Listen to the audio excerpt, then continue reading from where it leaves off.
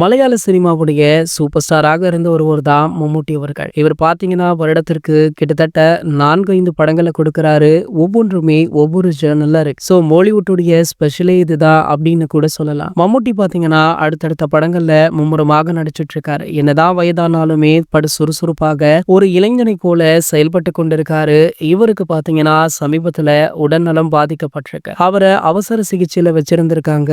இதனை பார்த்த ரசிகர்கள் ஒரு சில நெட்டிசன்களோ அவருக்கு என்ன ஆச்சு அப்படின்னு தொடர் கேள்விகளை எழுப்பிட்டு இருந்தாங்க. ஒரு சிலரோ வதந்திகளை பரப்பவுமே ஆரம்பிச்சுட்டாங்க. அதாவது மம்முட்டி அவர்களுக்கு கேன்சர் இருக்கு, அவர் ரொம்பவே சீரியஸான நிலைமையில இருக்கார் அப்படின்ற வதந்திகள் சோசியல் மீடியாக்கள்ல வைரலாக ஆரம்பிச்சது. இதனடுத்து பாத்தீங்கன்னா, அதற்கு முழு விளக்கம் கொடுக்கும் விதமாக மம்முட்டி அவர்களுடைய தரப்புல இருந்தே அவருக்கு கேன்சர் எல்லாம் கிடையாது, உடல்நலம் சரியில்லை அப்படின்றது உண்மைதான், அதற்காக தீவிர சிகிச்சை பெற்று வரார் அப்படின்ற தகவல் வைரலாச்சு. இதனிடையில பாத்தீங்கன்னா, மம்முட்டி அவர்கள் முழு உடல் நலத்துடன் வீடு திரும்பிட்டாரா. அவரை நேர்ல பார்க்க ரசிகர்கள் முதல் பிரபலங்கள் வரை பலருமே சென்று அவரை வாழ்த்திட்டு இருக்காங்க.